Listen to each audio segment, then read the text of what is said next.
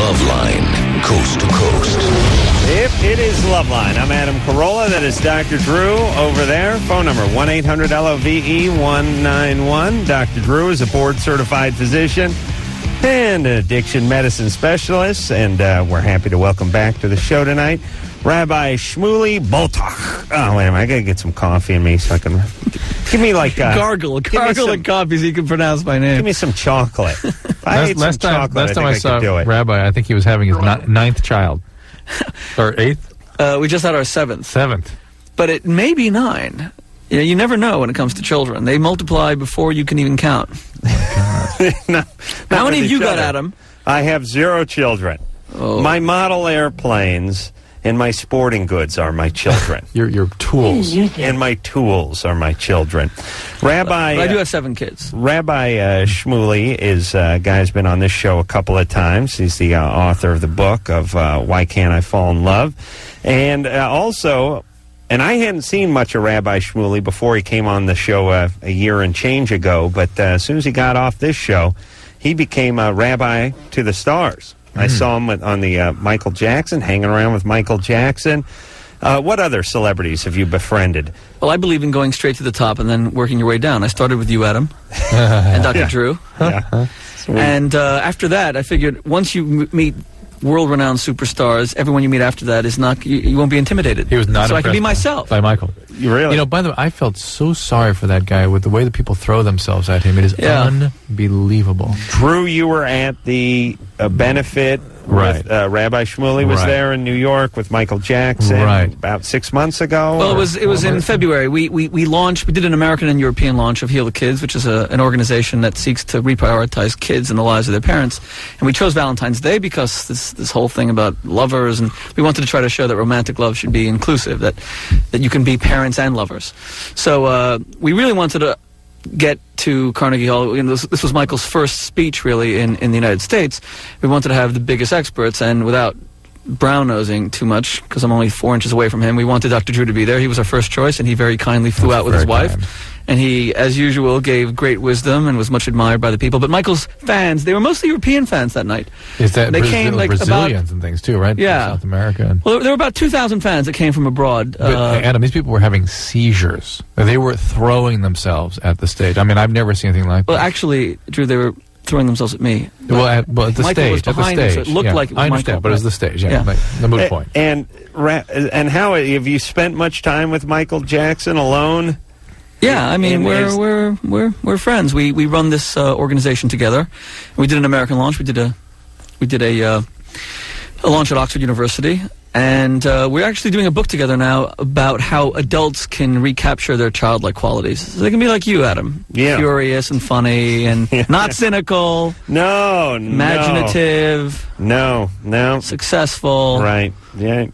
Cash in on other people's dashed dreams. That's what you're going to do with this book. But I'm not cynical. So Michael Jackson, good guy, normal guy, bizarre guy. Well, I give him what for me is a very high compliment, perhaps the ultimate compliment, and that is that amidst achieving, his achievements rise to the heavens, he's very down to earth. He's very humble, and I like that. I like people who don't take themselves seriously. He's very gracious to people he meets, and he's very shy. Yeah. And arrogance turns me off. You see, of all the virtues that I have, my humility stands out the most. Right. Which is supposed to be humorous. Yeah. And I like humble people. So he's a humble guy, and that's what I think. Did you find that night, Drew? Well, I humbled to the point of almost shamed. Meek. Yeah. Almost. Like uncomfortably humble. Like uncomfortable in his own skin, kind of thing. But throughout I felt his very, life, very sorry for him. Loved by the children. No, but I felt like a guy that really needs connection with people and can't. Because you got these people throwing himself at him. Yeah, it's hard. He can't walk down the street. I mean, we saw that night. Yeah. And but I mean, like, for example, even that night as we were leaving Carnegie Hall, all the fans were yelling, screaming, and they were like closing in on us as we were getting into the van with Michael. And my children were with me, my 3 oldest daughters, age 12, 10, and 9. And I remember Michael really risking himself, because he can often get hurt by his own fans, to make sure that these little girls were not, he was very scared for them, that they weren't stampeded. And his security were pushing him into the vent, and he wouldn't go until the little girls got in so that they weren't hurt. And little things like that impressed me. By the way, you said something amazing that night that I've quoted to so many people, and it was very courageous. We were speaking about the Britney Spears phenomenon, and she says she's a virgin, but she's also very sexually explicit. I'm not judging or being critical. She's a friend of Michael's, actually, but I just bringing up that point. And I quoted you from Time magazine. So you said you weren't sure about the quote, because that Is that where you called her a whore? No, not that one. I didn't see that one. No, the one where you said that the whole early puberty phenomenon might be induced by the sexually explicit material that adolescents are sort of consuming. And I asked you what you thought about the phenomenon, and you said, it scares me to death. Yeah. Absolutely, but there's a whole story attached to that, though. It does scare me that it could be a possibility. It needs to be studied. Well, and that's what I said to Time magazine. And then they quoted me as taking that position and saying that's the way it is. I thought, oh, geez. So what you're saying is that early puberty is being jump started by reality. Sexuality in the culture. I think that's worth studying. And the problem, it's a very complex issue. It turns out early puberty is not occurring. Is that right? It's not occurring. Menarche has not changed in 200 years. It was purely a nutritional issue. It's set. Pre-puberty is decreasing. Breast bud, pubic hair, which is a adrenal gland-mediated phenomenon, not ovarian, which is very interesting. But then again, that still could also be evoked by something in the environment. But what society thinks of as puberty is not changed. Has not changed. But you just talked about breast development and pubic hair. That's sort of how society judges puberty, not ovarian production and that kind of stuff. The reason I take issue is that Time magazine article went on to discuss estrogens, which is the ovarian issue, which is not what this is about. This is about the adrenal glands. But there was that woman who was quoted as saying that when when a person sees food, they salivate. So there is. Oh, of course. We are profoundly affected. So when you see something very sexual, Adam. Yeah, I get an erection. You get an erection, you? Yeah. I thought to you by now this is all no big deal. No big deal. What? The whole sexual thing. No. Been there, done that. No, haven't gotten used to it. Okay. That's the beauty of sexuality. It's like always uncomfortable. It's like everything that's bad for you. Booze, cigarettes. You never get your fill. You know how many times I've vomited from drinking and announced the next morning never again, only to vomit the next weekend? That's the beauty of me. Melissa? Uh-huh. You're 14. Yes. What's up? Not much. Okay. Well, my parents divorced when I was like 2, 1, real young. I don't remember. And they had a real big custody battle. Like, I think it was like 4 years or something. Anyways. Who were you living with during that 4 years? My dad. And Mom must have been a mess then. Yeah, Mom was into drugs, and because I don't know, she was having trouble getting her life together, and because of issues when she was younger. And anyways, the courts, said I'm to live with my dad, and my dad has raised me, and he's been a very good father till like 2 years ago, recently.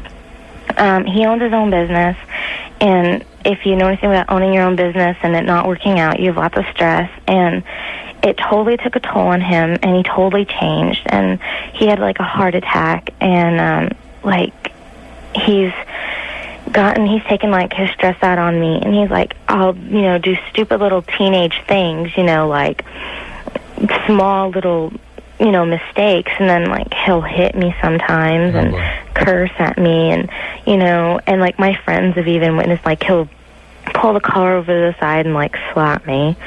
And anyways, I'm smart, I guess. So my family, like on my dad's side, they have like real high expectations for me, and I'm going to be going to New Mexico Military Institute for freshman year and high school. What is the question for us, Melissa? Okay, I'm sorry. Okay, well, during this time of my dad's stress and everything, because of like everything going on in my life, I've gotten into a big depression. Okay. And I cut myself sometimes, and I've gotten into like doing drugs like marijuana and speed, and totally like not doing what a 14-year-old should be doing. Yeah. And Anyways, I talked to my mom. I've been talking to her a lot because she, fought for 4 years to try and get custody of me. Anyways, we talk, and she has, gotten her life straightened out. She's gotten the therapy. She's gotten help. She is my brother and my sister. All right, hold on a second. Melissa, I'll tell you, it's weird because we usually will never go on this long with somebody spinning a boring yarn. I'm sorry. But that's all right. But she's so intelligent. You're intelligent, and you don't leave gaps for me to jump in and criticize, which I normally do. Plus, I'm tired and a little bit distracted. Mm-hmm. But we must cut to the chase here. Do you want to go live with your mom? Is that it? I do. I have one question. How many years sober is she? I'm not too sure. I think it's been 5 or 6. Is she working an active program of recovery? Does she have a sponsor? Is she going to meetings? Oh, she's already over that. Nope. Then don't go back. Nope. If she thinks she's over it, do not go back. If she is in an active program of recovery, if she's working with a sponsor regularly, go back. But if she believes she's over it, it's I was just going to say, okay, because I was talking to her, and I talked to her about the drugs, I talked to her about the cutting myself, I talked to her about everything, and she's gotten her life back on track and taking care of her kids, and she has a husband now. She's talked to me, and she wants me to get therapy, and she wants me to come out there and live with her so I can get help. And because my dad doesn't care about my depression. Where's there? She lives in California. Okay, but what about the military academy?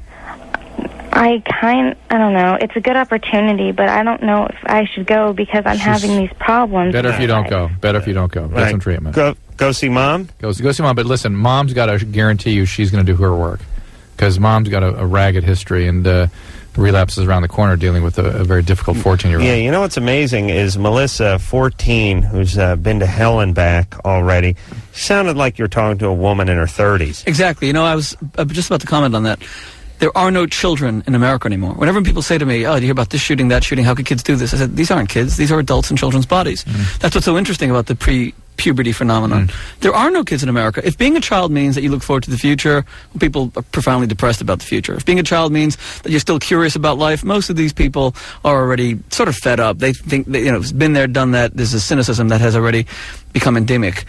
Well, you guys have kids. I mean, Drew's kids are waiting by the fireplace for Santa to come down in July, by the way. My daughter's watching Britney Spears, and it scares me. Oh, really? Yeah. She's fine. It's like your kid's in a van with Michael Jackson, though. That's something to think about. But don't you think that kids from a good family are going to endure this? Kids these days want to grow up. They really feel that being a child is profoundly uncool. It's just amazing. Global warming means that you sort of lose 2 seasons. You just have extremes, winter and summers, no springs, no autumn. That's what life is like. You go from infanthood straight to adulthood. You're right. She's 14, and she sounds she's going on 50. Right. There's another version. I'm just thinking my boys have this version. Other than Britney Spears, it's professional sports. In their mind, Little League, just tiny step from Dodger Stadium. Yeah. I mean, that's where their head's at. Yeah, that's where Eric Fromm, the great psychologist, said that children, this is 40 years ago, that children are afraid to say they don't know anything anymore. They don't ask, they pretend to know. That was the beginning of it. And today they're afraid to show that they have not yet grown up. Right. They really think that they're being left behind, and it's troubling because really the perfect adult, I think, is when you have a child at your center instead of being a child with an adult at your center. Josh? Yes. You're 31. Yes. What's up? I think my fiance likes her vibrator a little too much. So she's a child with a vibrator at her center. That's what you're saying? No, I just think she just bought another one today. Well, didn't buy. Someone gave her another one today. I see. So what's the problem? Why is that bad? Well, I don't know. I think I'm having insecurity. Yeah, no kidding. This is my penis is too small. And another cloaked in another question. Well, right? We do hear that women get attached to these things. Yeah, but he hasn't told us anything about her. He's just him. He's afraid. Is she attached to it? Well, sometimes I think that she'd rather use that than What does she tell you when you think that? She says that it's like two different things, that the pleasure I give her is totally different than the pleasure she gets from... Yeah, that's because you're pounding on it going, was that good enough? Was that as good as the vibrator? I mean, come on, relax. Well, I'm not really after her about it, you know. She pretty much lets me know when she uses it. I mean, usually I'm never here. How often is that?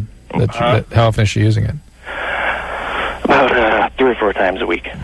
Well, let me just jump in here for a second and say that I'll take the Stone Age prude line here, and I think there is something to what you're saying. Studies show that women say that 87% of the time they have better orgasms masturbating than they do with their husbands, and very few men ever take the time to really understand the female body and really communicate sufficiently to have a pleasurable, intimate connection with their wives. Now, you do have a problem.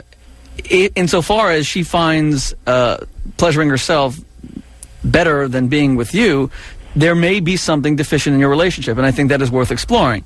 Drew may disagree with me, but I think that's reasonable. I think there is something to talk. A lot of men don't know what foreplay is. They think it's something made by Black & Decker. You know, they and if you're interested in a strong, intimate connection, I think that you have to get naked with her, and nakedness today means something physical. I mean, get emotionally naked. Be prepared to ask the questions that might make you feel very uncomfortable. Well, you say you're never there, Josh. Well, no, I mean, when she does it, I'm not here. Right. I didn't mean that I'm never... You're gone 4 days a week, though. Huh? You're gone 4 days a week. No. She comes home from work about an hour before I see. Okay, and you guys live together? Yeah. And so she comes home before you get home from work. She pleasures herself, and then that's it for her that night, right? Pretty much, Yeah. yeah. All right, well, yeah. Now you're starting to get into a little substitution problem here. Well, why don't you? Well, all right. So why don't you talk to her about that? Are you romantic during the day? Do you call her up from work for no other reason than to say you were thinking about her? We have lunch together. You do? Every day. Pussy. Yeah, because we both work. That's horrible. What? Where do you work? You work at Daisy Farm? Where do you work? Pansy.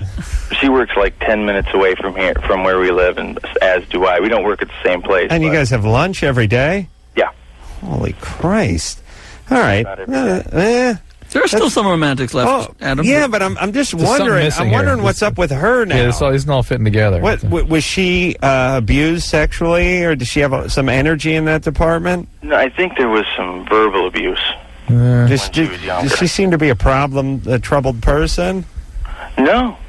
She's not really. Oh. Yeah. By the way, I mean, on the contrary, for a lot of people, sex orgasm is just a great sedative, and that's why you have to try to make sex more exciting than a sedative. A lot of people use things like vibrators just to relax, and if you make your relationship... See, maybe there's too much anxiety in your relationship. Maybe there's some sort of angst, and that's why it's so important to discuss this. But have you ever talked to her about this? Wait a minute. Let me get him back. Josh? Yeah? Have you spoken to her about this? Or are we the first people you've discussed this with? Actually, you're like the first. All right, why don't you have a talk with her about it? Just your concerns and how it's making you feel disconnected from her. That's it. All right. And Orthodox Jews, they're not allowed to use vibrators, are they? No? That would not... How do I answer that? Is there anything... There would be no problem using a vibrator. There would be no? They must be But having said that, it should be used with a couple together and not on their own. I don't believe in masturbation. I really don't. I believe that we should have great sex together. Do you use it through a hole in the sheet, or are you allowed to just... No, only through full body armor, not the hole in the sheet. I'll tell you. Actually, 2 separate bedrooms through a hole in the wall. My Where did you get this hole in the sheet thing? You've been watching too many movies. My step-grandfather was an old world Jew. And he was from Hungary. He was like, super, super old world Jew. And he sat down and explained to me once all the bizarre rituals that have to do with the Jewish faith. And I was fascinated by it. And I think we may have gotten into this a little bit before.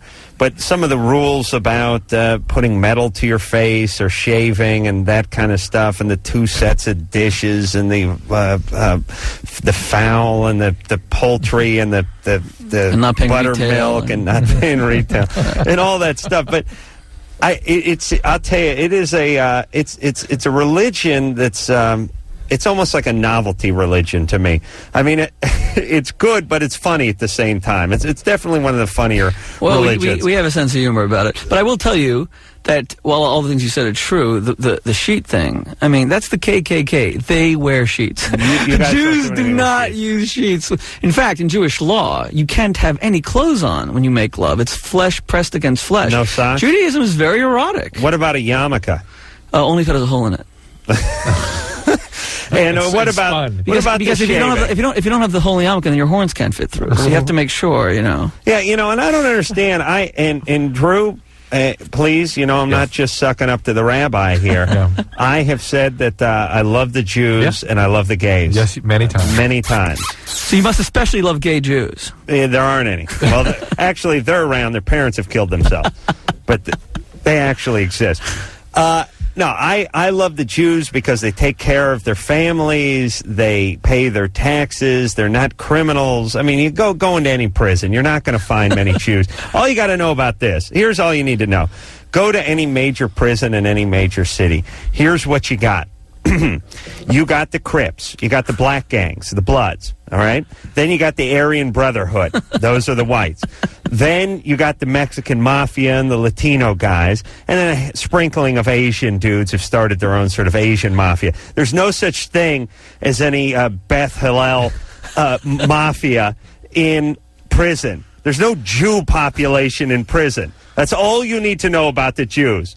Watch any documentary, watch any movie. You'll never see the Jewish prison population. They don't exist. They're not guards. They're not wardens. It's like feh with the whole prison thing. They didn't want to get near it. Yeah, but you're also not going to cheer a Jew in the NBA. I would. Jews don't grow to 6'8". All right. They may not be in the NBA, but they're not in prison either. God bless them. These people take care of themselves. They take care of their own. And I was talking, who did we have in here? What black woman? I'm going to vote for you for president, by the way. Was I talking about? Oh, yes. And then they're smart, too. They're smart. They're crafty, but they're smart, the Jews. What? We had who would we have in here? Like Queen Latifah or... Kim Coles or something. I finally said to her, what do you blacks, what is your problem with the Jews? Oh, yeah, Kim Cole. Yeah, these guys, the Jews are traditionally progressive, left-wing types, you know, Democrats. These people are we're marching next to you. These people have seen strife and seen their people killed and executed. You guys have a lot in common, and the Jews are generally, you know, pretty good to the blacks, or at least, you know, that's what it seems to be. And I finally got it out of her. She's jealous. Oh, she said that? She said that the Jews complain and the blacks complain, and they don't like each other because they both complain. I see. You see what I'm saying? And we don't complain. We whine. You whine and they complain. But the point is there was like some competition in the complaint department. They didn't like that. You know what I'm talking about? But you know, I debated Reverend Al Sharpton about 6 weeks ago in New York. Wow, what was that like? It was called Blacks and Jews, Brothers of Belligerents. And we sort of really went after each other on stage. And then we went out for dinner at a kosher restaurant. It was like that E.F. Hutton commercial. You know, he walked in and everything goes silent. And we've become good friends. I just went to see him in prison the other day because, you know, he was arrested for demonstrating in Puerto Rico against a naval bombing site. See? And, another black in prison. We become good friends. He's an enigma. What's his deal? Well, he's doing Enigma. Oh, okay. Whew. Yeah, go ahead. I'm sorry. I was close. You know, I think that he's very courageous, and he has taken up a lot of issues. There are things I completely disagree with him on, obviously, because there's been a lot of strife between him and the Jewish community. I think he wants to make it right. I think he wants to try to have people understand that he didn't mean offense, and if he did, then he's sorry and wants to move on. So we're trying to do some things together now, actually. We're trying to do a big literacy event in Harlem, our Heal the Kids initiative, giving out books, things like that. Yeah, I don't know what's in it for the blacks to piss off the Jews. It just doesn't seem like a great plan. I understand you feel that way. What is that about? What percentage of this country is Jewish? Less than 2%. Less than 2%? Yeah. Jesus, you guys are loud. You know, I always think about that. I think who are the loudest for the smallest numbers? I think the Jews got the blacks trumped in that department. attention. No kidding. Jesus, less than 2%. You'd think there was 45, 50%. They're all in the urban centers, though. All right. They're all in the cities. All right. Let's... they're not farming. I understand. Let's take ourselves a break. Rabbi Shmuley Boteach. I got to get some coffee. You know, I only come back to hear that. You're the only person who says it right. There we go. Let me try. Rabbi Shmuley Boteach is here tonight. He is the author of Why Can't I Fall in Love? We'll be back with him after this. Yep, it is Loveline. I'm Adam Carolla. That is Dr. Drew over there. Phone number 1-800-LOVE-191. Rabbi Shmuley Boteach is here. He is the... I'm changing my name to Smith, by the way. Rabbi Shmuley Smith is here. He's the author... Spelled Shmuley, Smith.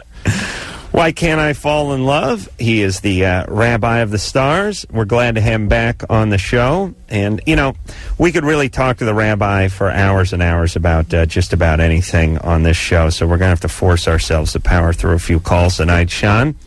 Hello? You're 19? Yes, I am. What's up? I have a problem. I've got a relationship going on with my stepsister. Oh, really? Yes. Yeah. How old is she? 22. How long has she been your stepsister? About 7 months. Did you guys know each other before you became related? No. Different areas. Our family's from different areas. Do you live in the same house? No, she's at school right now.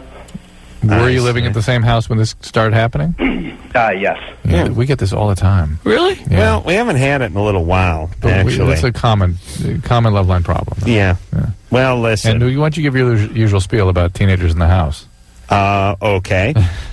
There's a lot of rabbis, a lot of broken families, a lot of people remarrying later on in life, and you have a 14-year-old guy and a 15-year-old chick, or vice versa, and it's like you put them in the house, and hey, this is your brother and this is your sister. The week before, there was people trying to date one another. Right.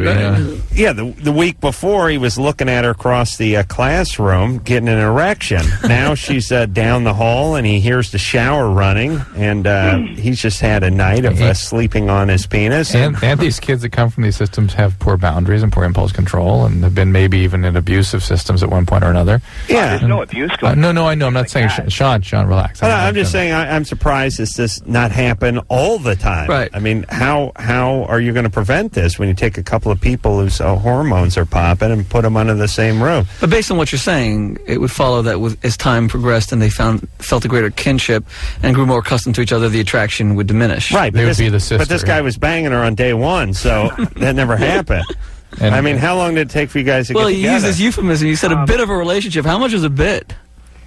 Well, we've been together probably about, 8 or 9 times.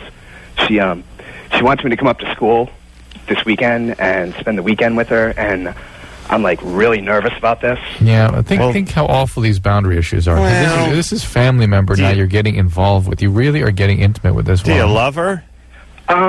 Yeah, I think I do. And I don't know yet. I mean... Right. And what happens if this doesn't work out? Imagine how awkward, how awful. Adam, what do you want to do? The first thing you want to do when you ended a relationship with someone that really was over? Kill her and her family? or just... not see them anymore? Well, look, I have a stepsister who, regrettably, I don't get to have sex with. But if I did, I see her once every year and a half or something. It's no big deal. You know what I mean? I mean, yeah, it's going to make for a uncomfortable Thanksgiving, but look at it this way. She's off at college. He's off doing something else. You guys come together a few times a year for a holiday. But the point is... You've gotten together with your exes. But that's a shame, because here he could be close to a potential sister, and he's going to avoid her because of all this awkwardness. You never see your stepfamily. Well, it's going to get really awkward in a few months here. Why? She's late. Oh, really? Yeah. Good times. So you guys can give birth to your stepson, or how does that work? Would you have his blood stepson, or they would have their step cousin? They'd have their nephew. They'd have their nephews, right? You give birth to your step nephew. Do you think this one's yours? Well, I mean, I can't see much other time that she's and the grandchild, and she says no. We spend all the time together. So. All right. So does she want to have the baby? We don't know what to do. All right. Well, I don't know. Should he go up there and figure it out? I mean, how do you say, yeah, sure, the pork was wonderful tonight, and by the way, Mom, I've got your daughter pregnant. Something as awkward as that sounds, I really think this is time to sort of very gently bring in the parents, because it's getting serious. It's not something you can even, This is something that has to be discussed, however painful. Really? Well, you can't hide this. What happens when the baby's born, for goodness sake? It's got to come out sometime. I don't know. No, this is something that the family has to consult on, and mature decisions have to be made by people with experience. I just could not imagine sitting down with... but my stepmom didn't like me anyway. I couldn't imagine telling her I got her daughter pregnant. Caleb? Yeah. You're 19. What's up? Yeah, I went to go get a flu shot during the flu season, and instead of a flu shot, they gave me tuberculosis vaccine. Not the vaccine, the test. They gave me that instead of the PPD. Yeah. Is that bad? Well, the thing about the PPD is it's usually... No, not PPD, tuberculosis. Yeah, PPD is the tuberculosis skin test. So you're talking about the skin test for tuberculosis they gave you, not BCG, the sort of internationally used vaccine that doesn't work worth a damn. No, they shot me full of tuberculosis test. PPD. And this was... When were you doing this? This was during the flu season just this year. So you're supposed to get your flu shot in the fall, not during flu season. Well, it was for next year. That's what I meant. You got it in the fall? Yeah. So this happened months ago, and you've been fine, right? Yeah, I've been fine, but I wanted to know if there was anything... No, it's just the problem is that if you had TB, primary TB particularly, and you started to react to all that, boy, you could get quite a reaction. But no, it should be fine. And you're fine now, so what are you concerned about? I don't know. I was just saying possibly in the future if there was something weird. Nothing I'm aware of, no. Well, the other problem is usually it's a tenth of a cc, and this is a half a cc. Excuse me, a tenth. They give you a half a cc for the flu vaccine, so it's 5 times the dose that you normally get for a skin test. Mm-hmm. So they gave him 5 times of the TB skin test inoculation. The other thing is this TB skin test is intradermal, and the other one's intramuscular, and so it's a weird difference. But all right, hey Caleb, no, you're fine. Okay, whatever. All right.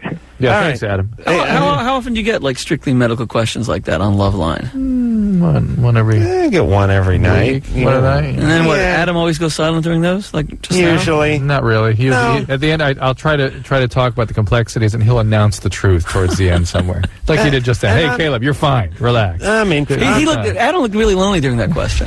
I'm interested. He couldn't contribute. I'm interested in how stuff works usually, and that intro and outro stuff. There's some terminology that always confuses me. All of it. Yeah, all of it. You were a lot more animated during the stepsister question. Yeah, well, it's right up my alley. Speaking up the alley, here's Laura, who's 15. Have a question for the rabbi? Yeah, this is kind of fresh being on Loveline. Okay, well, Rabbi, I want to know if it's okay to smoke weed if you're Jewish. Is that you? Are you Jewish? Yes, I am. I'm a conservative Jew, but I think when I'm older, I'm going to be Orthodox, and so I'm kind of like... She doesn't plan to give up the weed, and should it be on a bong, or there's some ritual that goes with it? I don't smoke now, and I haven't, but I'm thinking about it, and I'd kind of like to, but I don't want to regret it later. First of all, you have to make sure the weed is kosher. Right. Oh, okay, That's a joke. No, if I were you, I would really stick to the matzo balls and the chopped liver. I was the rabbi to the students at Oxford University in England for 11 years, and everyone tells me, weed is not serious. I saw so many students, in my opinion, become mentally slower, and they smoked a lot. I know students used to smoke 2-3 hours a day, and it had, in my opinion, had a really serious and permanent effect. I mean, why would you want to start anything like that? I mean, the mind is quite a precious organ, and to fill it up with anything like that. If you need a stimulant, read a great book. Find really exciting things that are healthy, that are life affirming, that you don't have to be afraid of becoming dependent on them because they don't drag you down. What if she compromises and smokes a good book? As long as it's one of my books. Is there anything in Judaism about mind-altering substances or addictive? Absolutely. They're completely prohibited and forbidden. We're very, very careful. I mean, to us, the first obligation of our religion, actually, is to preserve and protect our health. That's why every they're all doctors, that's why. Well, someone's got to cure That's why they come every couple weeks to my office over and over. Yes, they're all hypochondriacs. But listen...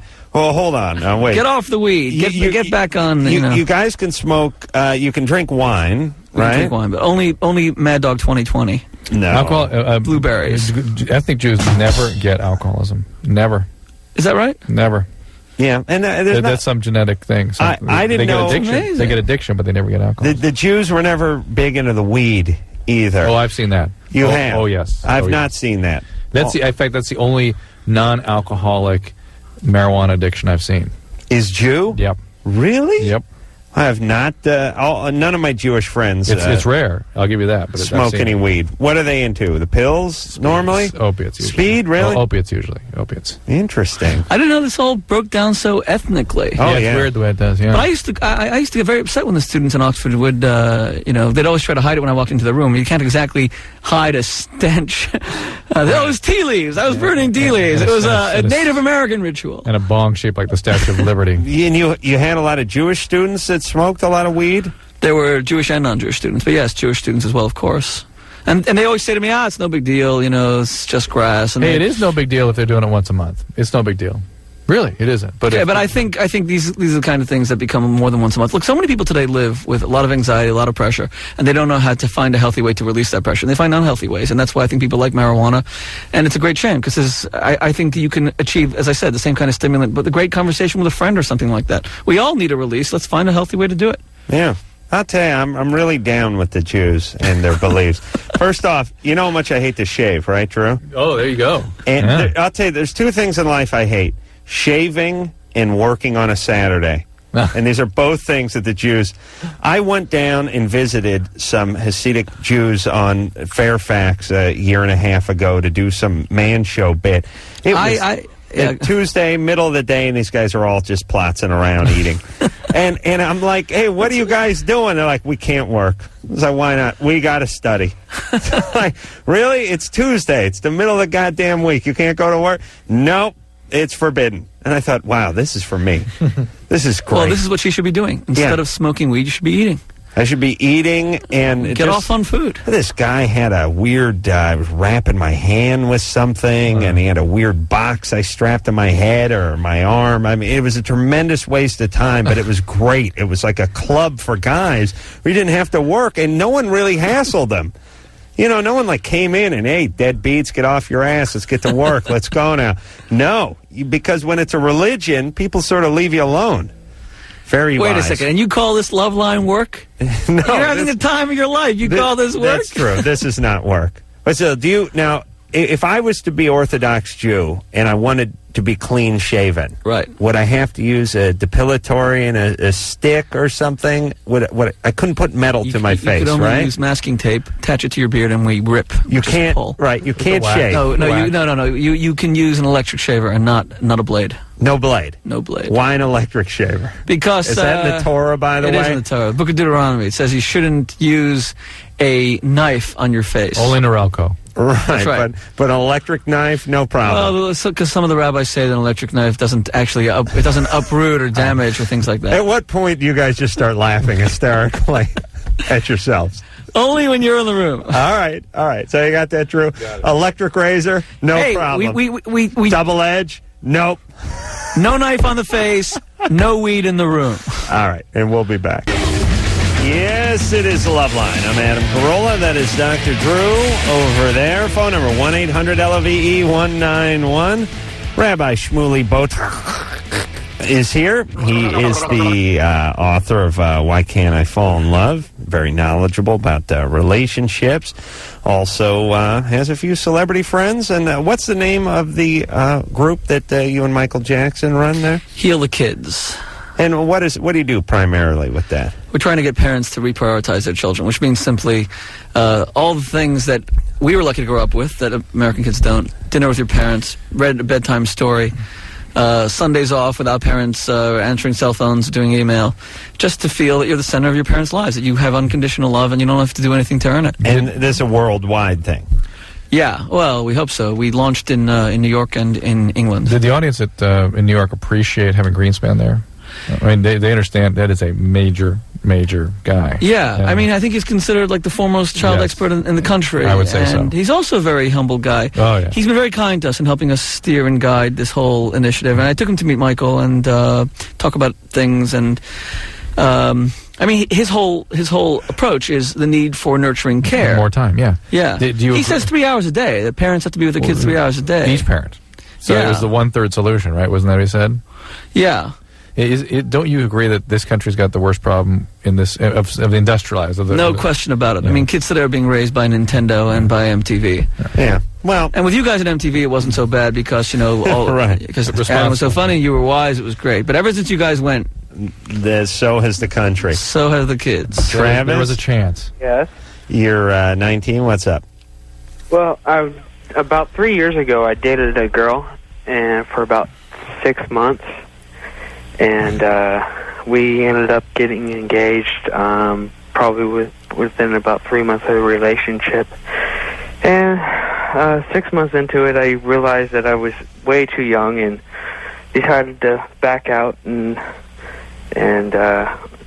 wanted to wait till later. And so you have some judgment. Good. You got engaged at 16? No, at 15. No. 15. Yeah. All right. So what's going on? What took you so long? What's up now? Commitment phobe. Ever since then, I've just been thinking about her a lot, and we've had a few chats within the past 6 months or so, wanting to get back together. So I was wondering if it would be okay to go back together. Why not? What would be the downside? Well, there wouldn't really be a downside, really. Okay. Because, all right. Thanks. I don't understand why he's calling us. Yeah. He has his ex-girlfriend. It says here she lives 350 miles away. All So. right. Well, Travis? Yeah. She lives far away? Yeah, she lives 350 miles away in Spokane, Washington. All right. Well, after I just witnessed this resurrection of Travis on the phone line, why do you want to get married at 15? Don't you want to be a kid?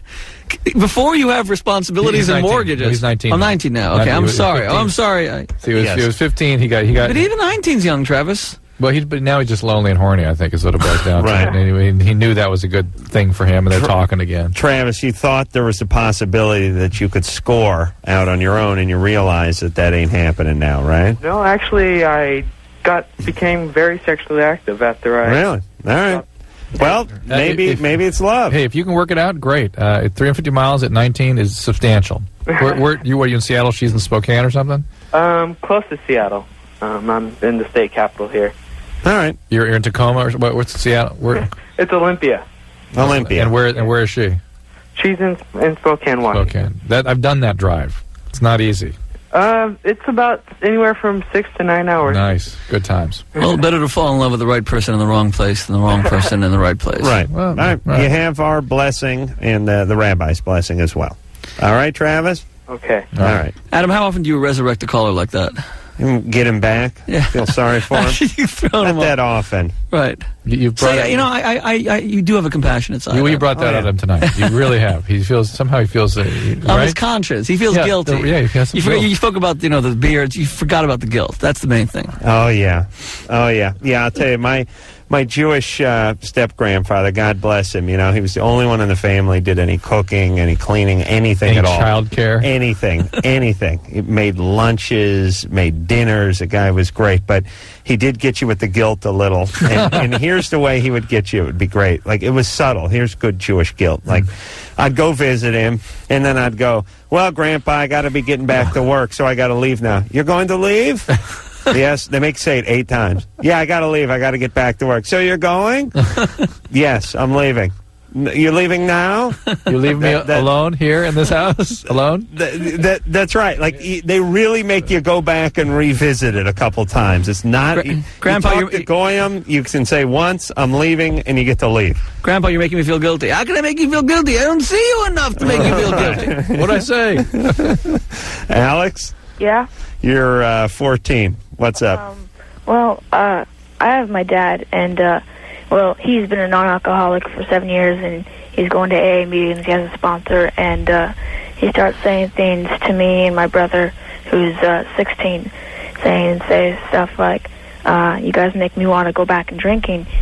And he sounds really serious. So you know what, Alex? He probably is serious. That is, the stress does put alcoholics at risk, but he's got a solid program going on. It is completely unfair of him and untrue for him to make you responsible for his disorder. He also just tried to stop smoking. He's doing it right now. Yeah, so smoking what? Smoking just cigarettes. You go to Alateen, Alex. That's what you need to do. Because his disease is a little bit active right now. You might want to talk to his sponsor if you have a relationship with him at all, because it's not okay for him to do this to you. It's true that stress does put alcoholics at risk for relapse, but as long as he's working his program, he'll be okay, but you got to work some too. Do you know what I can do to say to him? Nothing. Go to Alateen. Okay. You got to take care of yourself, okay? Tell him he's going to turn you gay if he keeps dumping on you. That should shut him Tell up. him Adam said that. Make him feel Adam? guilty. Yeah. Adam, good times. Hey, good times there, buddy. Bye-bye. Bye-bye. God. Well, look my at it God. this way. The guy, and Drew, we've never spoken about this, I don't believe, but guy has, he's drinking and he's smoking. So he gives up booze 5 years ago, and he's doing all right with that. Yeah. He's doing pretty good. He's staying with the program. Now he decides to give up another vice. Yeah. And when he gives up that other vice, or attempts to give up that other vice, he now gets sort of thrust back into the booze a little bit too, right? I mean, not that he's drinking, but that he's feeling vulnerable. Now he's having to give something up, and some of the other stuff he gave up may be cropping up too, right? Yeah. Yeah. It's a little more complicated than that, but yeah, I'll give you. I don't want to get into it with you, so Good. I'll let you have it. Thank you. I'm a genius. Rabbi Shmuley is our guest tonight. We will take ourselves a little break. The board went out, then we came back on again. There we go. And we'll find out more after this. Ron. Yep. Oh, it's Loveline. I like these new bumpers. Like all of them. Yeah, sounds that good. does not sound like a song from the synagogue. What is that? What is that? That is Weezer. Oh, it's Weezer. It is Loveline. I'm Adam Carolla. That is Dr. Drew over there. Your friends at the yeshiva will know Weezer. Phone number 1-800-LOVE-191. Rabbi Shmuley Boteach is here tonight. Why Can't I Fall in Love is the name of his book. The rabbi, like most Jewish folk, have something to say.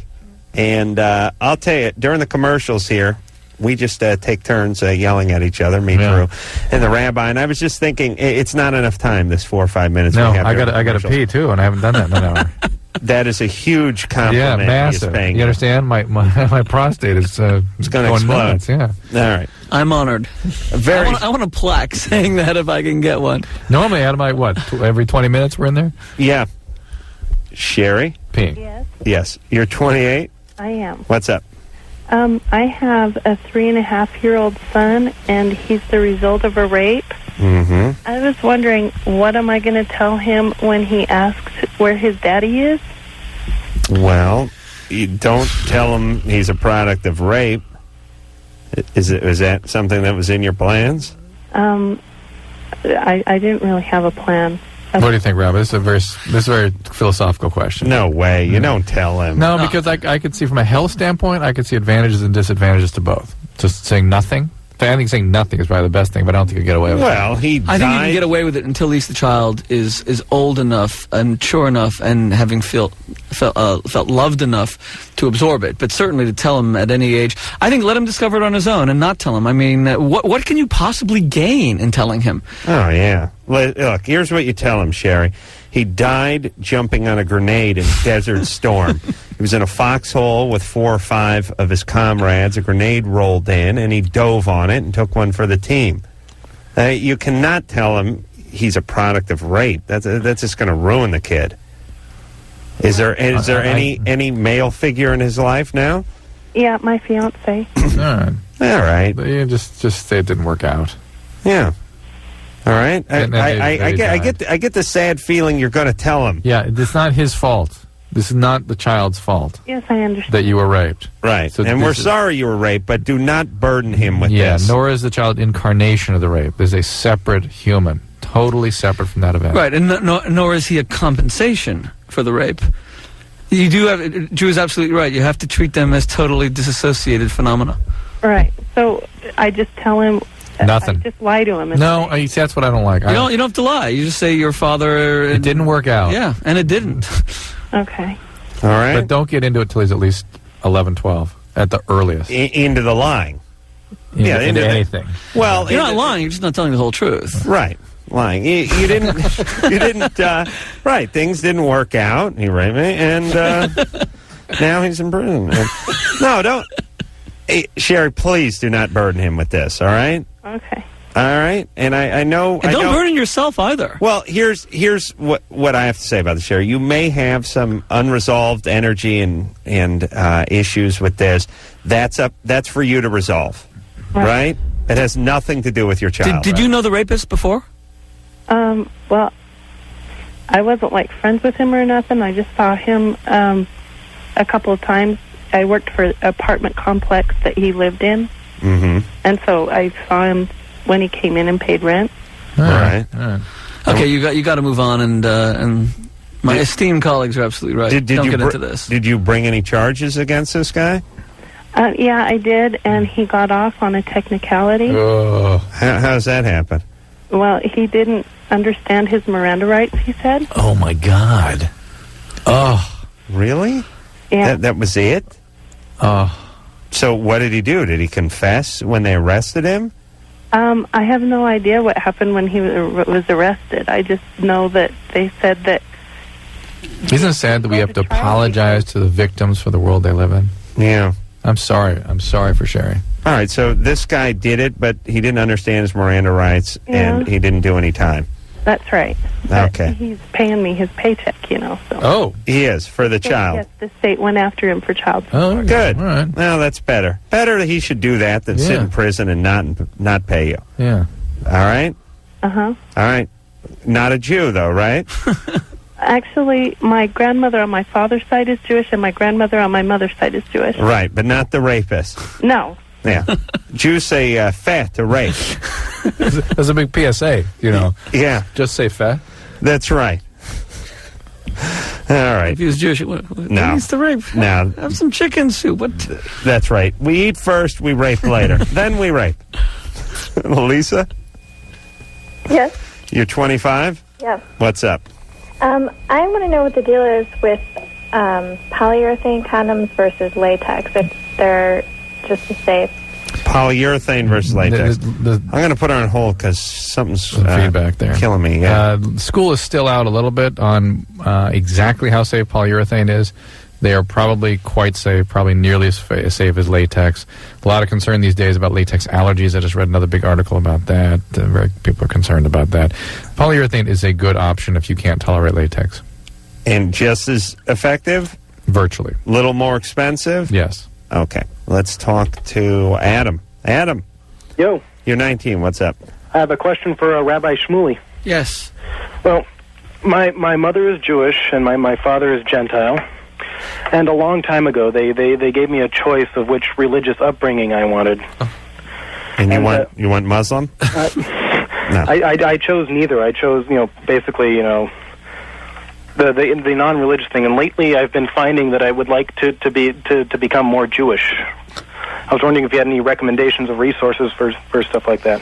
Well, the first thing is you have to add a ch sound to your last name, so that, as Adam does here with me, Boteach. You do realize that from a Jewish perspective, you're completely Jewish. Yeah, your mom's because it's, Jewish. right, it goes to the mother. I think it's a very good thing for you to... Excuse me, like I do. Whoa. Sorry, that was my mom. Yeah, she is Jewish. Okay. Yeah. Screaming Hi, Mom. at a 19-year-old son. Yeah. Hey, Adam? Yeah. You calling from Burbank? Yeah. You got to move out of Burbank, too. No good Jew would live in Burbank. We've actually got a very good synagogue here. All right. So you're asking how you go about finding out more? Yes. Sit down with the rabbi at that synagogue. Yeah, I think you should go to the synagogue. I think there's some great books out. Here in L.A., Dennis Prager is very popular on the radio. He wrote a great book called The 9 Questions People Ask Most About Judaism. I wrote a book called An Intelligent Person's Guide to Judaism. It sold really well. My mother bought a copy, and then 2 more for her friends.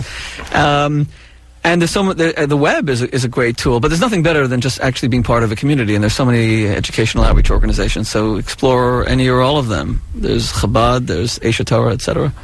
Okay. All right, Adam? What is Chabad exactly? Good luck with the Judaism. Chabad is where I was educated. It's an international Jewish educational organization that sends emissaries to the most distant shores to try to open communities. But they have all kinds of interesting community services. I've sent them to like in Oxford, But they have recovery programs that are excellent. They have an outstanding national addiction recovery program here in Los Angeles. Excellent. What is the? I may have brought this up last time you were here, but the Southern California Jewish Center. Is it Jewish Center?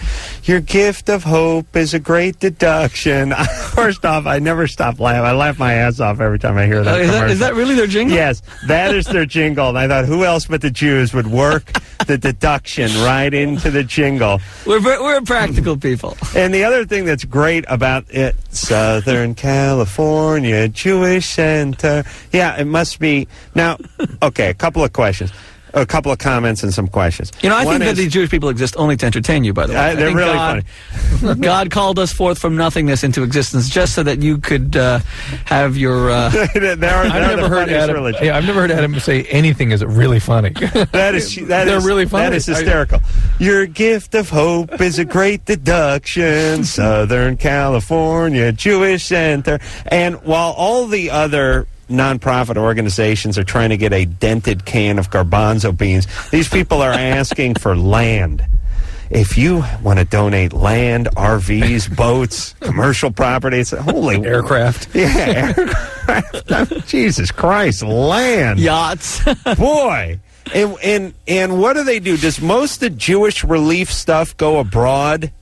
Are there Jews in this country that Who are benefit? Oh, absolutely. Yeah, I there think are. It's something they usually. It's probably like a 70-30, 70 domestic, 30 Israel, or it could be Jews in the Soviet Union or other poor countries. Latvia, I Baltics. always assume that because I think Jews are doing pretty well. There are poor Jews, by the way. Not in this I've met country. them. Yes, In there this are plenty country? of poor Jews. They just don't revolve in your circles, Adam. Right. But there are plenty of poor Jews. Let me define the poor Jew.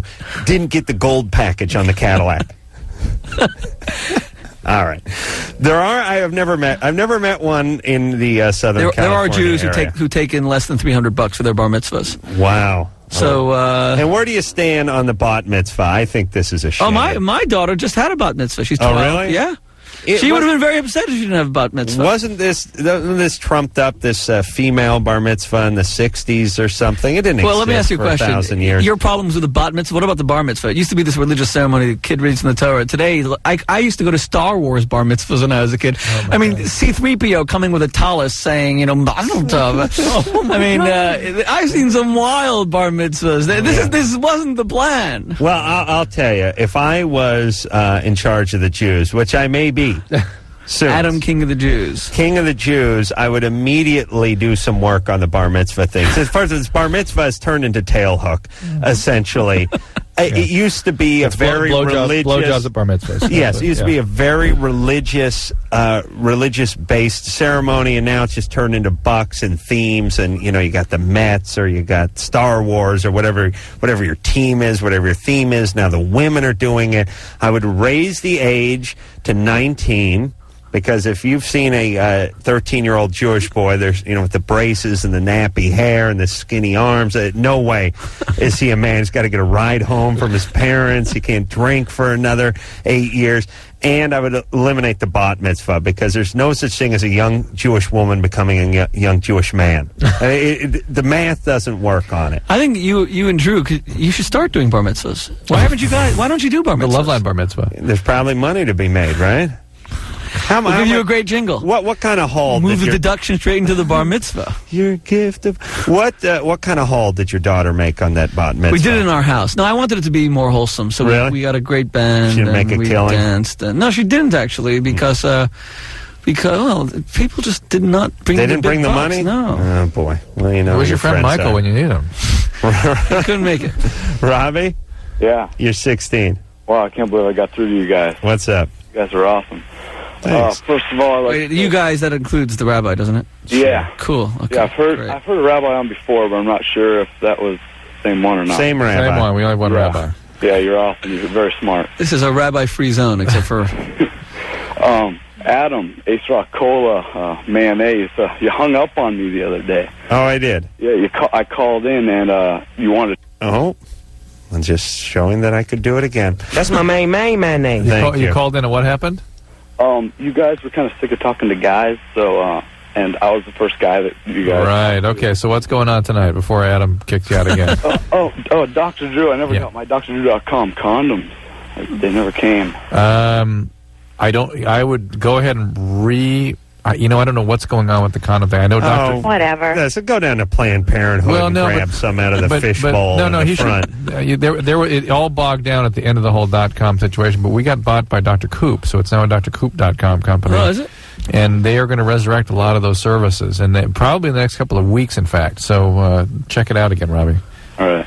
So what's the question? Okay, I'm sure you're all familiar with the flavored alcoholic beverages. Yeah. Right now. You mean like lemonade vodka, lemon vodka kind of thing? Yeah. And since all those flavors have like a lot of sugar in them. I was wondering if that was like a variation of the yummy phase that Adam's been talking about. Yes. No. Even Kevin and me, they're not drinking yummy vodka. You know no, but all those sweet booze drinks, the flavored wines, the wild berry wines, the wine coolers, all the daiquiri type drinks, they're all were invented to get chicks drunk. But now they have like blackberry, but they have real hard liquors that have a slight flavor, blackberry vodka. No, but he's not talking about that. He's talking about like Mike's Hard Lemonade and that Zima and all that stuff that's basically has the alcohol content of beer, but it has, 12 teaspoons of sugar in it, a bunch of lemon flavoring, and it's so kids can get drunk. Kids and girls can get drunk. Got it. I think Robbie should get into kosher sacramental wine. Actually, comes with a screw top, and that's right. It doubles as an adhesive, and it is really Manischewitz is really sweet stuff, right? I mean, that's almost like the kind of wine Boone's Farm wine. We use it to tile our bathrooms at home. That Manischewitz. Yeah, I mean, it's really sappy, syrupy. I'm gonna get sued. Syrupy stuff, yeah, right? You put it on your pancakes. It's good stuff. No one knows who invented this kosher Kiddush wine stuff, but it is seriously harmful. Is there a good bottle of kosher wine? No, there are. Even Manischewitz is good wine. No, it's not. It's a mess. No, there are a lot of good. There are kosher wines that actually come with a cork, believe it or not. But, Drew, have you ever drank that Manischewitz? I'm sure I have. It was not a memorable experience. Syrup, bad, sweet, syrupy. Yeah. Your grandfather must have given you some of that when you were a really bad boy, Adam. Yeah, I think you're blocking it from your memory. No, I've you see it as a form of abuse. You hid the matzah, didn't you? No, I never did do that matzah hiding nonsense. But I think we did leave a plate open for Elijah once or something. Oh, who knows? Mike? Yes, sir. You're 24. Yeah. Well, I have it's kind of a question. Not too many people. A question about a drug. Not too many people seem to know a lot about. Yeah. All right. For several years now, I've been using a drug called Oxycontin. Yeah. Which is a very powerful narcotic / pain reliever. Right. You're a drug addict. You're an opiate addict. Yeah. So what's the question? Basically, I have no money for methadone treatment or any type of withdrawal treatment or anything. So what do I do? Check with county facilities. Usually there are county-funded beds at many programs. Somewhere there are beds available. You may have to wait quite some time for it, where they can put you in and detox you. And realize that detox is the easiest thing you're going to go through. As miserable as it is, it's nothing compared to the work you have to do to get over the addictive disease and stay sober. Oh, and what can he do in the meantime? And what if he's 6 months off of a bed? How much Oxycontin you taking? Well, it started out as... How much are you taking now? 80 to 100 milligrams. Were you taking 45 twice a day, something like that? Yeah. Little more. I mean, I space it out through the course of about 24 hours. How many milligram per tablet you have? They go from 20, 40, and 80 milligram tablets. So you have 24s and 80s. Yeah. Okay. Try to cut it down by 10% roughly, say every 3 to 5 days. Okay? Take a slow taper, see if you can do that. If you can't do that, realize there's no chance of doing anything other than a cold turkey. And just get a bed somewhere. What I've tried in the past, I've tried other types of painkillers like... no, it's all the same. All the same. Right, but I've tried, say, Lortabs or Percocet. All the same. For you. But to wean it off. Mike, it's all the same. All right, so let me do this math. You're taking a pill how many times a day? Let's just say, for example, I'm taking a 24 to 5 times a day. 4 times a day they usually take it. 4 times a day you're taking a 20 milligram pill. I'm crushing it up and sniffing it. Okay. Now, you're suggesting that he crushed that up and not crushed a whole pill up. No, is that what you're saying? I'm suggesting you try to cut it down. He's got 20, 40, and 80 milligram pills. He's probably doing 40s 4 times a day in reality. Right. Try to get it down.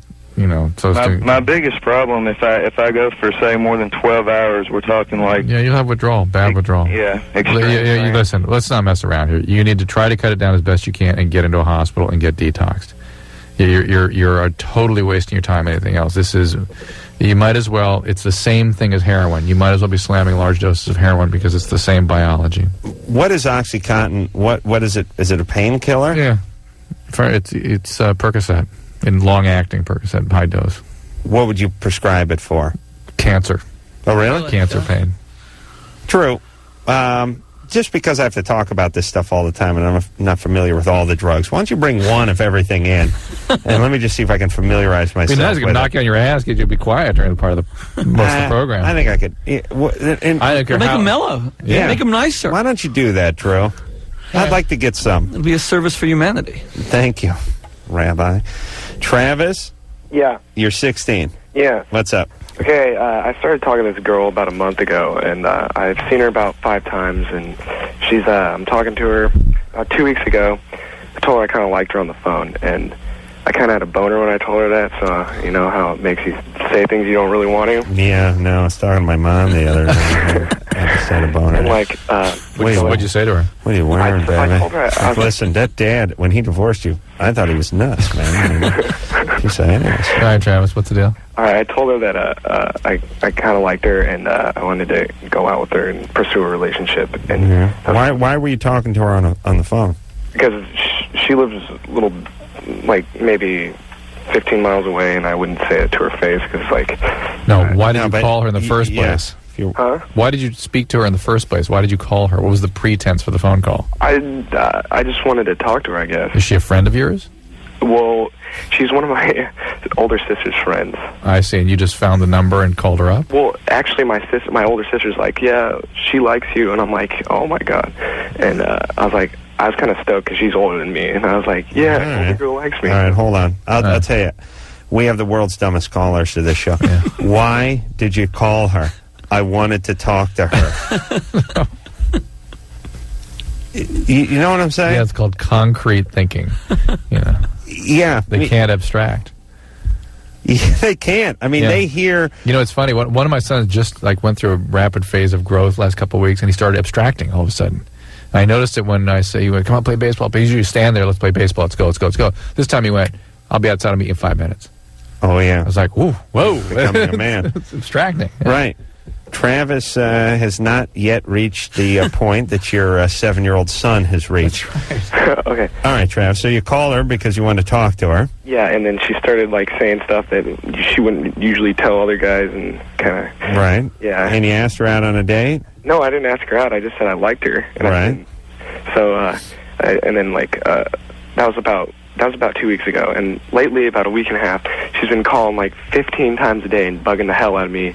Yeah. And I never really liked her in the first place. Yeah, how old is she? She's 17. And does she get you on the phone when she calls? No, like I have my sister, my mom, or my... Why don't you just have your sister? Have your sister mop up for you. No, because... Oh, well, she's... I'd actually say that since you initiated this through the phone call, you shouldn't get someone else to do your dirty work. You should be very mature and say, you know, I made a mistake. I'm sorry if I misled you or led you on. You know, whatever. This isn't right. I don't feel the same way. I'm sorry if I hurt you. And just be a man and heal the love wounds. But don't run from it and don't complain that you started this. Now you're complaining she's calling. Take responsibility. And this time, beat off before you call. It removes that sense of urgency, dude. It is. It's true. You know, it's funny. You know, beat off. Yeah. See, I make the statements. You give the commentary. So yeah, the fill in the blanks. Michael Jackson. Why don't you? I'll take up with you. We'll get something done. You know what? I don't know why it just ran through my mind, but you know, it's funny, and I know you guys aren't going to comp to this, but it happens to me from time to time. Once in a while, I'll be whacking off just in the middle of the day, 4 in the afternoon or something. The phone will ring, and I'll be interrupted, and I'll pick the phone up, and I'll be angry at the person that calls, but I can't really explain to them why I'm angry at them. I'm just irritated at them, and Adam, it's so funny. This you should not have said this. You should not have told the story, because 8 out of 10 times that I call you, you're angry.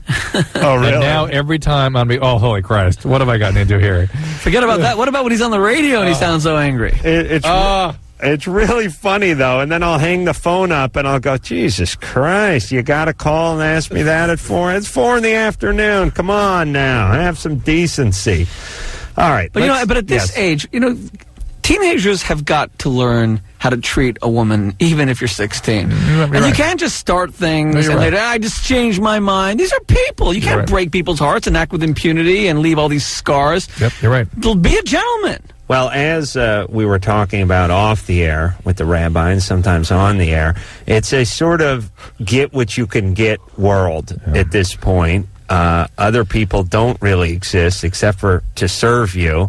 And if you want somebody to have sex with, fine, then they exist. And if you all of a sudden don't want them for any reason, then they don't exist. But there's no sense of how is this person feeling? What did I make them feel like? What is my responsibility in this? And how can I rectify it? It's just, I'll just dodge the calls and hopefully she'll go away. Maybe she'll kill herself.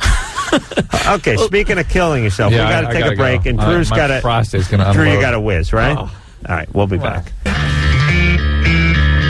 Hi, I'm Rob Schneider. You're listening to Adam Carolla and Dr. Drew on Loveline, my favorite show. You're doing it. Yes, you is. It is Loveline. I'm Adam Carolla. Dr. Drew over there. Phone number 1-800-LOVE-191. This movie's doing okay, isn't it, Robs? I don't know. I haven't been so busy lately. I haven't heard anything about that. Coming up on Loveline in the next days and weeks, the Colt's going to be in here. Tricky's going to be here. Dave Navarro, Pennywise, 311. Lots of good bands. Tonight, Rabbi Shmuley Boteach, Why Can't I Fall in Love is the name of his book. The rabbi is a very wise man, and I suggest that you read what he has to say. Let's get back to the phones and speak to Dave, who's 41. Dave? Hi, good evening. Love your show. Thanks. This is for the rabbi. I have a dilemma. I'm married to a wonderful person, and she's not a Jewish. I'm a Jewish. And now she likes to have a kid. And when we got married, we agreed that if she likes to have a kid, she must convert to be a Jewish.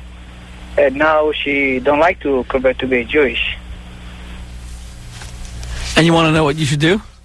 Yes. Okay, you're already engaged? No, we already married for 5 years. Married for 5 years. Oh, I see. I got it. Okay, right.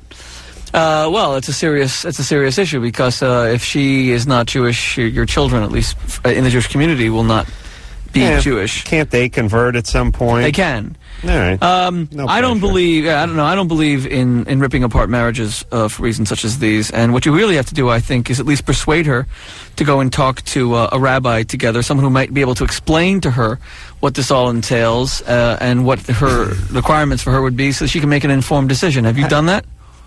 Yes, I try, and she went along for a long time. Then she realized that to be a Jew, she must give up Jesus as her savior, and then she got scared and she changed her mind. Well, what you can't do is force her to convert, because first of all, the conversion isn't valid, and secondly, that's not really respectful. You marry a woman and suddenly say, I don't like you the way you are, and for the sake of the kid, you suddenly have to change. That's not love. That's love on your terms. What about the Jews for Jesus? Are they a bunch of crackpots? I debated the head of Jews for Jesus on Larry King a little while ago, and I've now challenged him to a public debate, and I hope he'll do it. We've been corresponding about the terms of the debate. Are there Jews for Jesus is like Muslims for Buddha or Americans for Stalin. I mean, come on, these are two totally incompatible systems. Just to get everybody up to speed, or Adam for marriage, including myself. The Jews, while they like Jesus, don't look at him as a Messiah. Right? We look at Jesus, many look at Jesus as someone who had inspired ethical teachings, but in the end of the day, he still went against traditional Jewish teachings. He's certainly not Messiah, and he's certainly not the Son of God, because we don't believe that anybody's the Son of God, my mother's opinion of me notwithstanding. So God is the Messiah? No. Not Jesus? The Messiah in Judaism is nothing but a great leader who will persuade the nations of the world to beat their swords into plowshares, bring peace. He is a mortal person. He's just a man, but he's a great man. But he's not arrived yet. He's not divine. Yet. No, he's not arrived yet. And we know he hasn't arrived because the main thing is world peace. And judging from the events in the Middle East, there ain't no world peace. Right. So he has not arrived yet, and he didn't arrive in the form of Jesus. Now, your wife, like many religions, and I don't know what religion is your wife right now, Dave? She's Seventh-day Adventist. Oh, boy. Yeah, that's a pain in the ass. Well, they have a lot in common, the Seventh-day Adventists and the Jews. But look, A, you can't force her to become a Jew because that's disrespectful and it's not valid.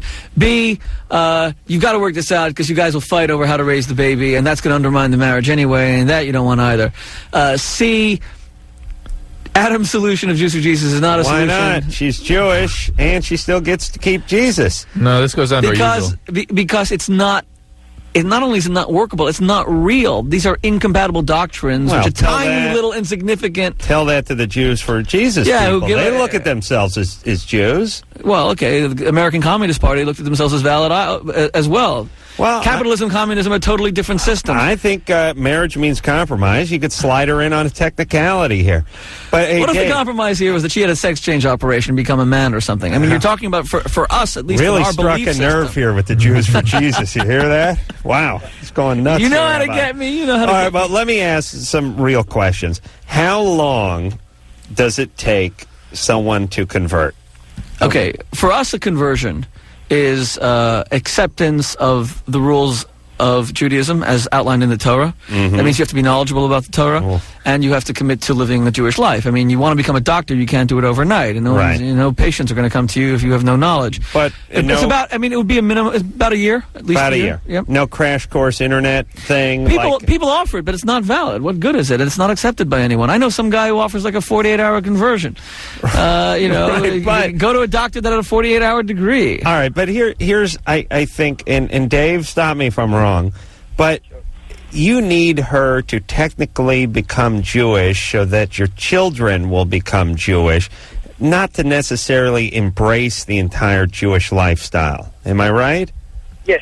All right, so you get the 48-hour conversion. She becomes technically Jewish. It's all this religion's one big technicality anyway. And then you raise your kids technically Jewish. Okay, Adam. No problem. Adam, my son. Yes. Let me explain. Yes. You can't become an American citizen in any crash course. You have to have a basic knowledge of the Constitution, Declaration of Independence. You have to be committed to the principles of freedom as enshrined in that Constitution. And then you got to take an oath and you got to have a Pledge of Allegiance. And that all makes sense because it ain't no big joke to be an American. We take it seriously. How much more so? Or you can Jews pay have been someone around. $3,000 and marry them and become an American citizen and get divorced a week later. Right, and if that's what I'm saying, Dave needs And if to do. immigration found out about that, they'd invalidate it because they say, that right. ain't real. All right, hey, Dave. And in the same way that I'm proud to be an American, same thing is true about being a Jew. Dave? Yes. You got your hands full here with this one. I think you can take the Adam 48-hour crash course, and only Adam will. Well, she's not going to do. She's not going to do the 1 year thing. She's not going to memorize that Torah. It takes a year to have a kid. She doesn't want to do it. Okay, well, at least let him. Have you taken her to a rabbi who can at least explain the Jewish religion to her in a way that she might find it attractive, or have you just stuffed it down her throat and said, "This kid's going to be Jewish," or "I'm out of here"? We went to the synagogue a few times, and she enjoyed it, so it's pretty nice. But have you talked to anyone that could explain it to her? No, this is the next step. She is willing to meet a rabbi, and maybe this is going to be the next thing that we like to do. But I'm refusing to have a kid who's going to born to a woman as much as I love her, who are not a Jewish. Oh, boy. All right. Well, look, and where are you from? Sacramento, California. I see. I recognize the accent. You one of those Sephardic Jews? Yeah, I came 10 years ago from Israel. Sacramento. Israel. Okay. Well, I tried to work the pun in there. He didn't get it. Oh, boy, what a pain in the ass. Look, you married her, you love her, hash it out with her, for I agree, Christ's hash sake. it out. Make the marriage work. And, his, I was going to say is good, but as bizarre as religion is, and as good as it is sometimes, the whole idea is to get people together, not break families Well, apart. I'm going to have you moderate this debate between me and the head of Jews for Jesus. So you can be in the middle on that I'd one. really like to meet that crackpot. Becky? Hi, how you guys doing? Good, you're 15. What's up? Yeah, I've been masturbating since I was 11, Mm-hmm. and I was wondering if that was normal, because I was, always taught that it was wrong, because, I'm an Orthodox Jew. Right. And somebody actually taught you that. Not taught me, but, I've always heard from my siblings, I have 10 older siblings. 10? Yeah. Oh. Yeah, exactly. Wow. So... I think that's cool. Anyway. Oh, my God. No, I pain for the parents. Yeah, exactly. And I was I always heard it was wrong, and when I do it, I feel really guilty. All right, Rabbi.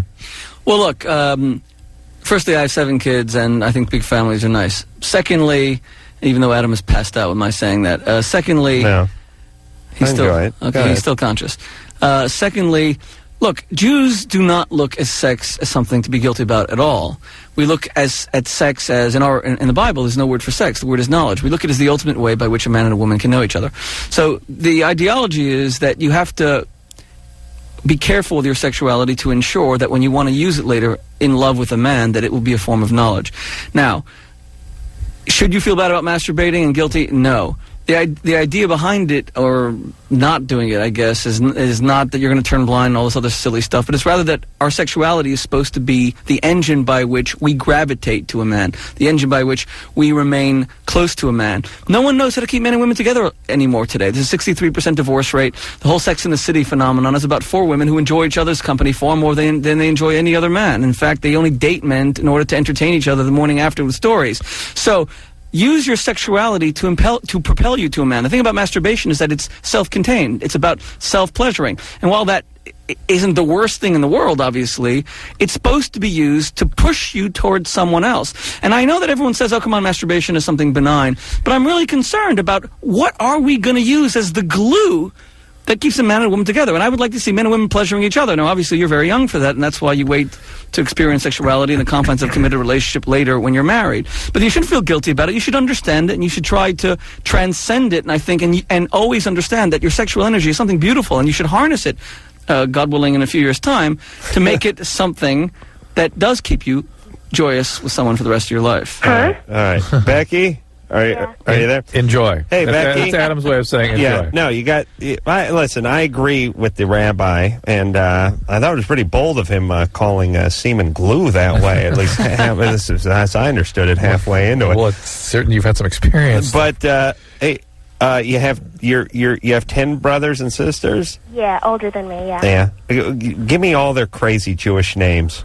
Oh, come on, I can't do that. Come on, name them off. There's Adam. Oh, God, that's crazy. I mean, Jewish. crazy. They're Jewish names. Well, maybe it's Adam. No. Well, that's his English version of his name. Yeah, I want the crazy Jewish version. Crazy Jewish version? Okay, there's Minash. There we go. Swirly, all kinds of crazy names. All right. Thank you for not helping me at all again. You know all the crazy Jewish names, your brothers and sisters, right? Yeah. By the way, I'd appreciate, and I'm not saying this just to plug the book, or maybe I am, but you should read my kosher sex book. I discuss all this stuff. That's who I wrote it for people like you. I hope you will read it. All right, I will. All right. It's Hey, about Becky, how to make sex kosher. give me the crazy Jewish names. Ready? Go. All right. Maishi, Manash, Swirly, Rachel, Abi, Sarah, Chani, Manya, Bracha, and Razi. There you go. And then there's me. What's yours? Well, Rivka. Thank you. See? Wasn't so hard. You should have been Amish, Adam. I should have. Yeah, we should give you like a horse and buggy. His name is Hezekiah. It is. I like working with wood. I hate computers and technology. You hate razors. And you don't wear buttons. That's right. Oh, wait. Can they wear buttons? They can't wear buttons. Really? Yeah, it's a sign of pride. Only zippers. No, they use pins, actually. Oh, there's another group of crackpots over there. Right there. And you're the most normal person that ever lived, right? Thank you. I know you're being facetious. We'll be back. Yes. Oh, quiet down, Drew. It's Loveline. I'm Adam Carolla. That is Dr. Drew over there. Rabbi Shmuley Boteach is our guest tonight. Why Can't I Fall in Love is the name of his book. And quick Torah question. I was just heard something that the best-selling book each and every year is the Bible. How's the Torah sell? And is the Torah you read right to left, right? Is that correct? That's correct. And it's book form? It's not a scroll or anything, or is it a scroll? It's scroll form. It's written on parchment, vellum. Can you go down to a B. Dalton's and buy a Torah? Can you go on Amazon? You can buy the Torah in book form and read it to yourself. But in the synagogue, it's read from a scroll. And how many pages is the Torah? One. It's scroll. Yeah, I know, but in book form, what's it manifest itself? I don't know, probably 500 pages or so. Really? Yeah. Well, what's the Bible? Well, New and Old Testament. Right. Yeah, we'll say that. Yeah, I think you're confusing all these different things. Yeah, the New Testament. The New Testament is shorter. How dare you? Go ahead. Okay, well, our Bible is the Hebrew Bible, which consists of 24 books. Which is the Old Testament. Oh, Christ! Yeah, that's too much. But now, what's the Torah? We can give you the abridged version. Is the Torah all of those? Torah is all of those. But usually when people speak about the Torah, they speak of the 5 books of Moses, the first 5 books, which is the main part of the Torah, which is what's read in the synagogue every week. Yeah, they made a movie out of the first book, right? A lot of the first book. Didn't Heston star in that? Yeah, he looked just like Moses. Nobody less Jewish than Chuck Heston, is there? I mean, he shouldn't have played Moses. Neo? Yeah. You're 17. What's up? Yeah, I just want to get your opinion on something. Yeah, the guy who should have played Moses is the guy who played the Fiddler on the Roof guy all those years. Topol. Yeah, right. Topol. Yeah. Go ahead, Neo. Yeah, man, I was thinking about asking out this 12-year-old girl. You're thinking about a 12-year-old girl? Yeah. Yeah. You are an asshole. You're not going to do anything, right? Yeah. You're not going to do anything. No, I want to do her. You do? Yeah. Why would you call and tell us that you want to commit a crime? Because I guess he doesn't want to. You're trying to. Are you looking for ways to get off this idea? I mean, or it's get rid of this it's idea? illegal to do this. I just want to ask you, what do you think about it? I think it's a horrible idea. You will be damaging her. And you'll be committing a crime. How is it a crime? If you have sex with someone underage, even if you are underage, it's a crime. And where do you know this girl from? I seen her at the mall. We become friends. How much pot do you smoke, Neo? A little bit. Yeah, a little bit. You just finished a couple bong lows just now? No. Well, that's bad news. A little bit is the whole fireplace full. Yeah. Look, even if it wasn't a crime, don't you understand that she's a child? I mean, take the law away for a second. You're an intelligent guy. You were smart enough to dial the number. I beg your pardon, yeah. Not overdo it. Yeah. Don't you understand that she is a child? Stop looking at her as a woman. She is a kid, a child. She is 12. Do you get it? No. Yeah. All right. Well, at least you're honest, Neo. I'll give you that. All right, Neo. Yeah. Let me try to infuse a little knowledge into you before I hang up on your stoner ass. Here's the deal. Forget about you for a second. Think about her. Put your needs aside for 10 minutes and focus on somebody else. You will be hurting her, and eventually you will hurt yourself because you will go through your life with this knowledge. You'll be that guy. You will be the guy who rapes the 12-year-old. Raped the 12-year-old. All right? So just find yourself Think of what if that were your sister? You're nice 16 or 17-year-old stoner, and settle in, please. Jesus Christ! Enjoy. Kim, he's a despicable asshole. Yes. Thank you. You're 40. What's up? Hi, Adam. Hey. It's a pleasure talking to you. Let me first tell you that. Well, thank you. I love you. Whoa. You're hilarious. Kim, are you okay? Yeah. All right. What are you smoking? I just smoked a joint, yeah. Okay. I did. And I also want to I love what humor can bring out in this show. Dr. Drew, Yeah. I really, as a member of the Ohio Right to Life Society, I really appreciate all your work that you do to try to stop abortion. Okay. I really do appreciate that. My pleasure. Just before you go on, I just wanted to ask Drew and Adam quickly. Are there any people who are not stoned who listen to Loveline? Not that we're aware of. No. It's a requisite. About 4 years ago, a guy called in and wasn't stoned, but we quickly got rid of him. Yeah. I don't do it all the time. I understand. And don't mention that again either. I'm like you, Adam. I'm like you. I just, just to go to sleep at night. Yeah. Right. So you're a pro-lifer who smokes weed? Oh, yeah. Interesting. But, she sounds like a real pro-lifer, you know what I mean? Right. Yeah. And you guys, is the group that you're with, are they for the morning after pill or against it? Oh, I am for it. See what I'm saying? Good. You're doing the Lord's work, or I am doing the Lord's whoever work. the Messiah is who hasn't arrived yet. I am, because I know you don't believe in God, but I do, and I am a Christian, even though I do smoke weed occasionally. Sure, that comes from the earth. God put it here. Listen, he also put in Amanita phalloides, which if you take one little nibble of, will kill you dead. Okay, but he gave her the ability to abstract and rationalize. Rationalize, exactly. Right. What about the famous the saying? Lord wouldn't have given her that ability to rationalize. You've heard that 21 years. I've been married for 21 years. Congratulations. Same man. That's I have great. 2 boys. That's awesome. Yeah, I mean, you know, I know you In guys fact, put wait a down minute. a lot of people. No. I mean, it's like for getting married really young, and I was young, and I wasn't pregnant when I got married. How old was your husband? My husband's 43. The only thing I know about this couple is they didn't live in California. Right. They never would have lasted here. All right. Really? So Kim. Yes. Did you have a question or a criticism for the rabbi? Well, I'm just, first I want to know why the Jews do not believe that Jesus is the Son of God. If he could explain that to me. Well, first of all, let me make it. All right, you got about 40 seconds, so go ahead, Rabbi. Let me make it clear that I'm not in no way trying to undermine your faith or your religion. I'm speaking from the perspective of my own.